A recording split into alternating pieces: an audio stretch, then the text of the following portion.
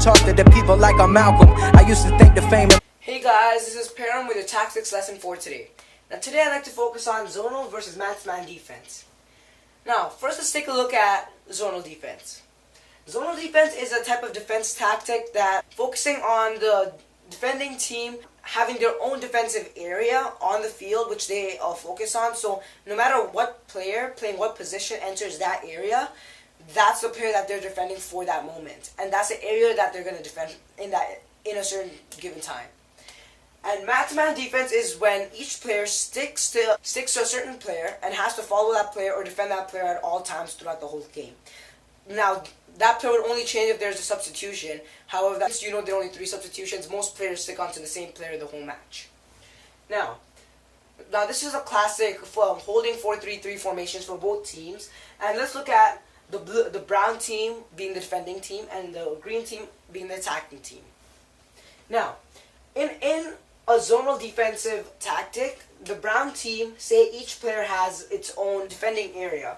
So it wouldn't be positioned exactly like this with the players being this close. Say if it's not in a set formation and one of the players has the ball and they shift accordingly. So if their left center back has the ball right here, the left back would shift inwards to provide support.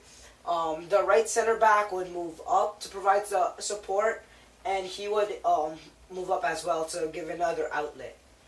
Same with all these other players. The center defensive mid would drop deeper. The left center mid would move further outfield, and same with the right center mid, and the front 3 would just drop a little bit closer in. Now let's see if this is the formation, and the brown team still has their classic holding 4-3-3, still in position playing zonal defense.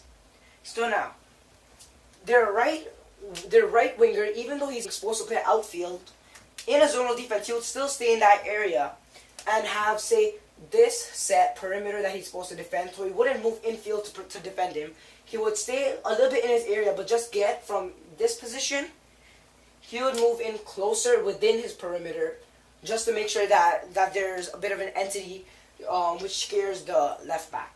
Same with their striker. He would have a certain area right around him which would be defending whoever has the ball closer. So if the left center back has the ball, the striker would move in closer towards him.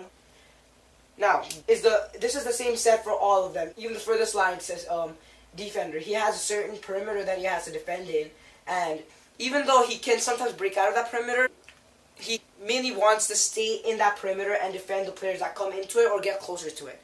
So say if this left back gets the ball right here, it's not like the right winger wouldn't move in to defend him. If he's closest to his perimeter, he would move in to defend him and break out of his perimeter because he's closest. However, he wouldn't stay there. He would go straight back to his perimeter and stay in that set formation that's built for him. So as you can see with these formations, the zonal defense is primarily for a team that has a set formation to play within throughout the whole game, and they don't break out of the position. So they have certain tactics, certain roles, and they play that fully. There's no free-flowing attack involved or free-flowing team. Now, let's take a look at man-to-man defense. Man-to-man defense focuses on each player of the defending team defending the attacking team's player playing the position that they're supposed to defend. So say if their right back is supposed to defend the attacking team's left winger, he would always stay close-knit with the left winger. So even if their striker has the ball here and he's struggling, and the left winger, say if the left winger of the attacking team drops infield to provide support to the striker, the defending team's right back would also drift infield, leaving his position to defend him, closely knit, in order to not give him any options. Now, the man-to-man defense mainly follows a free-flowing attack or free-flowing team where the players can move infield and change their positions throughout the game, depending on how the situations are occurring. So as you can see, this whole lane is left open, so in a man-to-man defensive tactic, the right winger would come back to provide support and try to cover this lane up in order to stop any runners breaking through. Now let's look at a comparison. So as you can see, the in a man-to-man defense, there can be areas in the spot that can leave holes, allowing the attacking team to fill them and overload the channels. However, it also helps that man-to-man defense doesn't allow the attacking team to play passes to the feet, as the players are always closely guarded, not allowing any of the attacking players any room to maneuver. However, this also leaves them prone to through balls, because since they're so close to their players, if the player is about to receive a throw ball, the defender covering that player wouldn't have enough time to dart back, because he'd be focusing on the player's movement and where the ball is. And this is where the zonal defense comes in. Since zonal defense focuses on, say, the right winger having a certain area that he's covering.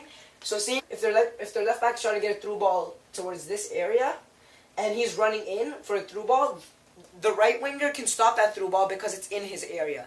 So the area that the zonal defense is marking, they can cover that with through balls, but it can leave them prone to short passes.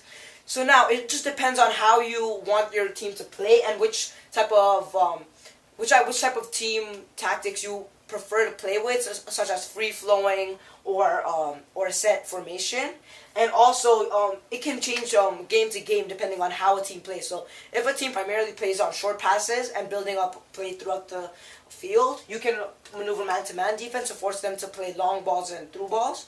However, if a team primarily relies on through balls being played onto their wingers or strikers, you can play zonal defense to try to cut that out.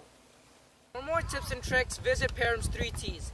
Tips, tricks, You know just where I'm at, well let me tell you about it. I put my city on the map, but let me tell you about it. They try to say I can't come back, hey, let me tell you about it. Man,